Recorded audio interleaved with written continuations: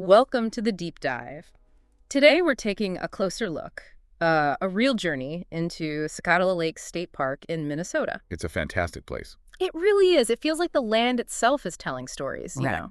from glaciers, even early human settlements. Absolutely. It's more than just a pretty park. It's this layered landscape. You've got the geology, the ecology, the human history, all woven together over, well, millennia. And that's what we want to explore today. Uncover those layers for you. Right. We'll be using some really interesting sources, detailed archaeological surveys from the area, and also the park's own management plan. Those are great resources. They let us see the connections. Exactly. Think of this as your guide to understanding what makes Sakatah Lake special, whether you're planning a trip or you're just curious about these kinds of places. Yeah, how the deep path, those glaciers, still influence what grows there today and how people have fit into that picture over time. Okay, so let's start way back. Geology. When you see the landscape there, the rolling hills, the way the land moves, that's not random, is it? Not at all. There's a huge geological story. About 14,000 years ago, this whole region was shaped by glaciers. Massive ice sheets. Huge. The park actually sits right on something called an Altamont moraine. A moraine. That's like the debris left by a glacier. Exactly, like a ridge of rock and soil pushed up and left behind by the Des Moines lobe of the Wisconsin glaciation. That was the last big ice age here. So this Des Moines lobe, part of the even bigger Laurentide ice sheet, it was like a giant bulldozer, basically, pushing stuff around between, 18,000 and 14,000 years ago. Yeah, circa BP, 1,000 years before present. That's the time frame. It acted like a bulldozer, yes, but also like meltwater rivers as it retreated. Okay. And that's where the lakes come in. The Elysian Tatanka Sakatah chain of lakes. They often sit in what used to be these massive meltwater channels. So if you're out canoeing on Sakatah Lake, You're paddling over the path of an ancient glacial river, in a way. Wow. And what's really cool is how that glacial groundwork, the uneven terrain of the moraine, the different soils it left, that directly sets the stage for the different kinds of plants and ecosystems we find now. that's incredible. The Ice Age literally sculpting the habitats. Okay, fast forward thousands of years. The park is in the oak savanna subsection. What does that tell us climatically? Right, the oak savanna subsection, it's a transition zone, really. Climate-wise, it's continental. So you get those cold winters, warm summers, most rain falls in the summer. And precipitation, snowfall. Average precipitation is around 34.7 inches a year. Snowfall's pretty significant, about 55 inches on average. Yeah. And the growing season is moderate, maybe 146 to 156 days. And historically, oak savanna means, oaks and grass. Pretty much. A mix of grasslands with scattered oak trees. It was a landscape shaped partly by fire, natural fires, keeping it relatively open. Interesting. But the sources also mention the Big Woods subsection nearby. That sounds different. Oh, very different. The Big Woods, just to the north, was much, much denser forest, dominated by trees like elm, basswood, sugar maple, bur oak, too. What made it so different right next door? Two main things, really. First, the soils left by the glaciers there were richer in clay, held more moisture. Second, the landscape itself, all those hills and lakes, acted as natural fire breaks. So fire didn't sweep through as often. Exactly. That protection allowed these moisture-loving, shade-tolerant trees to really thrive and create this dense, distinct forest type. Kind of like nature, having different rooms in the same house, as you said earlier. Yeah, that's a good way to put it. So within Sakatah Lake State Park today, can you still see remnants of these different historical plant communities? You absolutely can. Okay. It's quite remarkable, actually. Despite all the changes over time, the park still holds several high-quality native plant communities. Like what? You can find areas of southern dry mesic forest that's woodland with oak and other hardwoods, patches of southern mesic maple basswood forest, which gives you a taste of that big woods feel. Plus, you've got northern cattail marshes in the wetter spots, and even some southern dry prairie areas. And high quality, what does that specifically mean here? Is it just that they haven't been disturbed? It means they're relatively intact examples of what was here before widespread European settlement. Either they were naturally protected somehow, or they're the result of active conservation and restoration work. Like planting native species. Exactly. For instance, there's ongoing work to reconstruct prairie ecosystems in some of the park's old farm fields, trying to bring back that original grassland. That's great. Why is preserving these communities so important? Well, they're vital reservoirs of biodiversity. They represent the pre-settlement landscape and provide crucial habitat for native wildlife, which is increasingly rare in the surrounding agricultural areas. Right. And speaking of wildlife, the oak savanna subsection is flagged as having quite a few species of greatest conservation need. What does that signify? Species of greatest conservation need, or SGCN, is a term conservation agencies use.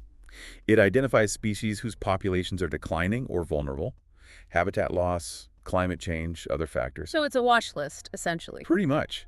And the fact that this region is predicted to have 93 such species, yeah, it highlights just how ecologically important this area is. And within Sakatah Park itself. Within the park boundaries, they've documented at least 12 SGCN species.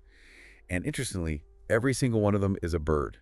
All birds. Wow, that really underscores the park's role for avian conservation then. It really does. It's critical habitat. Are there any specific examples, maybe state or federally listed, threatened or endangered species found there?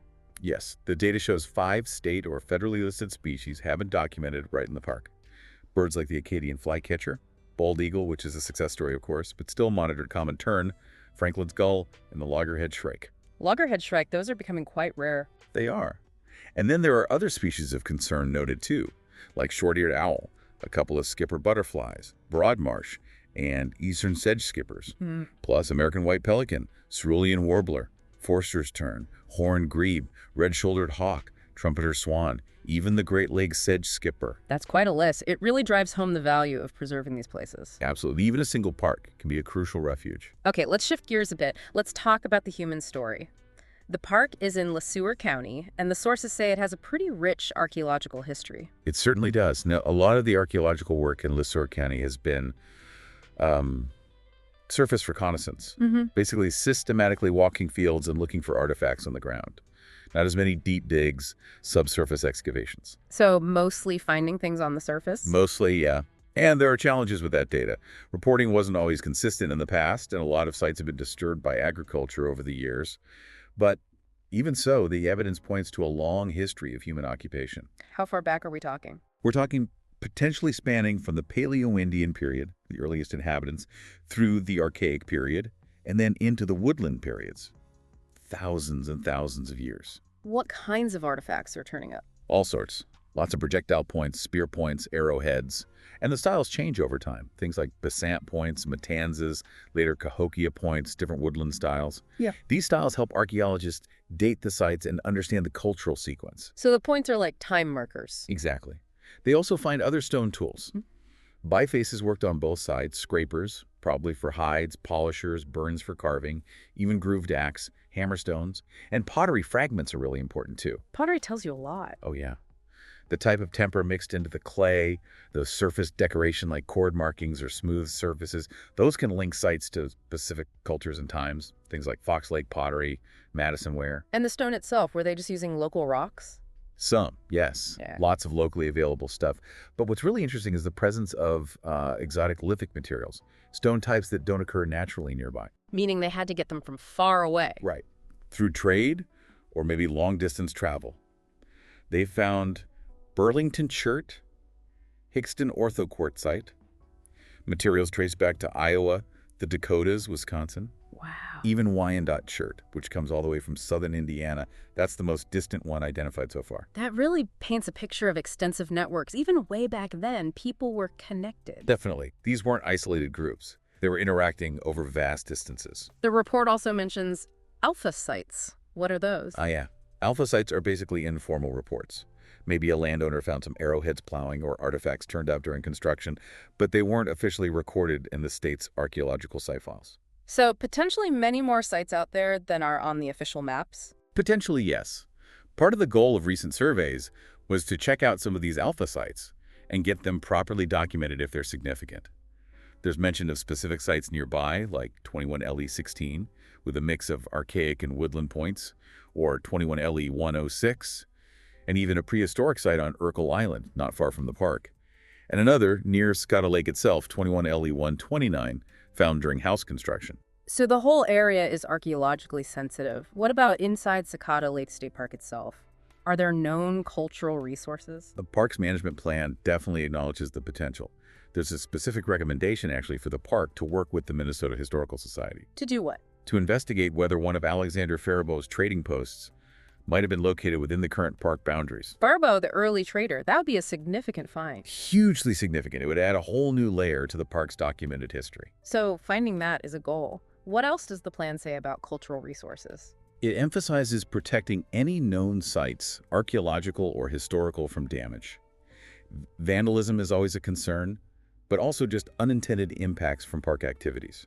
Like building a new trail or something. Exactly. They need to consider these resources when planning trails, managing vegetation, any ground-disturbing activity. It's about balancing recreation with preservation. A tricky balance sometimes, I imagine. Okay, shifting to the present-day visitor. If someone goes to Sakatah Lake State Park now, what can they do? What are the recreational opportunities? Oh, there's quite a bit.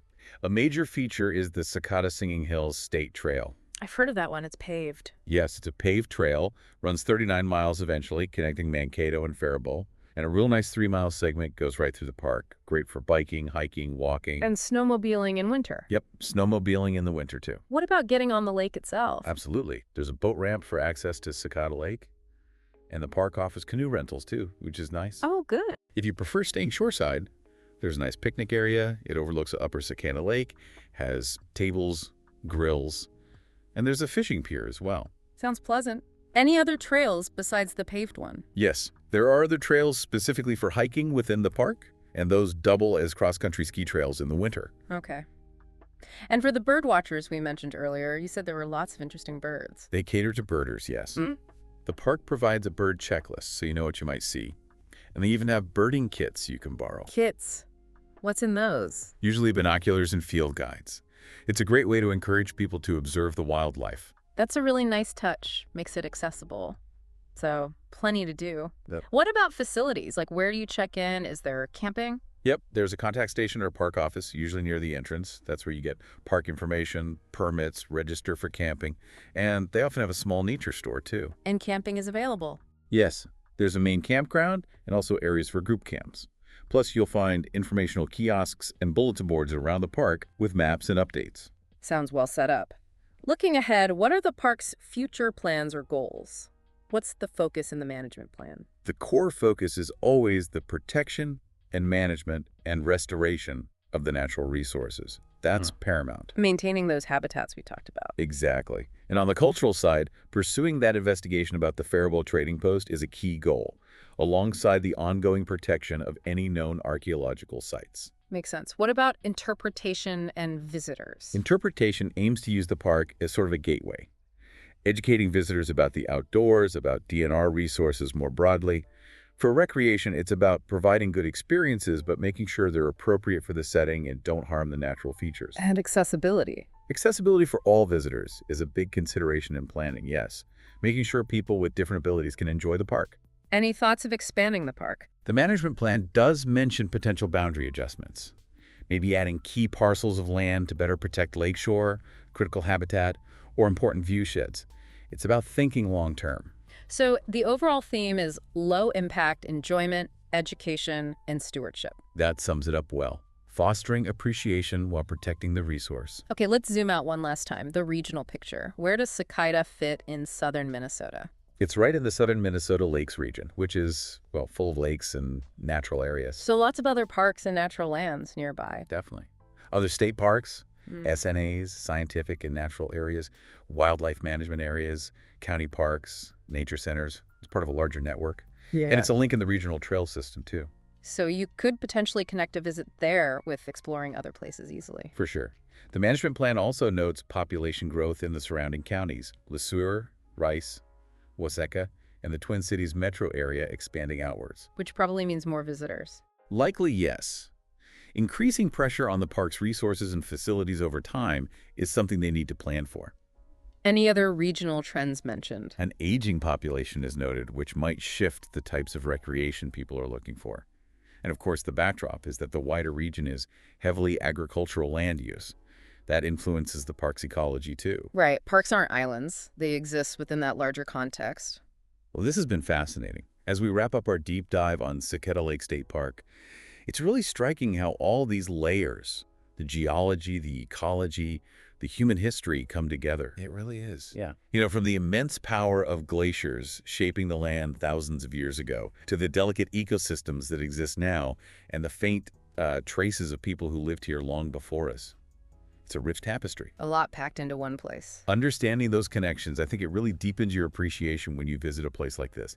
It's not just scenery, it's a story unfolding. So if you're looking for an adventure that's beautiful but also thought-provoking, a journey through time in a way, Sakatah Lake State Park seems like a great destination. Highly recommended, whether you hike, bike, paddle, or just sit by the lake. You're interacting with a landscape that has seen millennia of change. Exactly. Yeah. And maybe, as you explore, it's worth pondering, what other stories are still hidden here? What might future discoveries tell us about this place's long and fascinating past?